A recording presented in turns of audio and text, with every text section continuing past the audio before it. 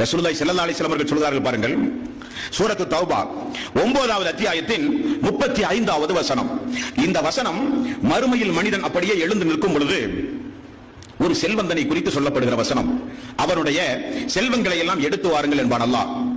இந்த உலகத்தில் தர்மம் கொடுக்கப்படாத செல்வம், ஜகாத்து கொடுக்காத செல்வம், ஏழை எளியவர்களுக்கு பயன்படாத செல்வம், அந்த செல்வம் தனக்குரியது என்று தன்னோடு மட்டுமே வைத்துக் கொண்டு பாதுகாத்த செல்வம், அல்லாஹ்வுடைய பாதையில் செலவழிக்காத செல்வம், ஏழை எளியவர்கள் பாதிக்கப்பட்டு கையேந்தி வரும்பொழுது கொடுக்காத செல்வம், வீட்டுக்கு அருகில் பசியும் பட்டினியுமாக இருந்த மக்களுக்கெல்லாம் செலவழிக்கப்படாத செல்வம் எடுத்து கொண்டு வாருங்கள் என்று அல்லாஹ் சொல்லி, யௌம யுஹ்மா அலைஹா ஃபீ நாரி ஜஹன்னம ஃபதுக்வா பிஹா ஜிபாஹுஹும் வஸுனூபுஹும் வலுஹூருஹும் ஹாதா மா கனஸுதும் லிஅன்ஃபுசிக்கும் ஃபதுகு மா குன்தும் தக்னிஸூன். அந்த செல்வங்கள் எடுத்து வரப்பட்டு நரகத்திலே போட்டு காய்ச்சி, அந்த காய்ச்சி கொண்டு வரப்பட்ட அந்த செல்வத்தை அல்லாஹ் தஆலா ஜிபாஹுஹும் வஸுனூபுஹும் வலுஹூருஹும் ஹாதா மா கனஸுதும் லிஅன்ஃபுசிக்கும் ஃபதுகு மா குன்தும் தக்னிஸூன். அவனுடைய முதுகிலும் அவனுடைய விலாப்புறங்களிலும் சூடு போடுங்கள் அந்த செல்வத்தை கொண்டு.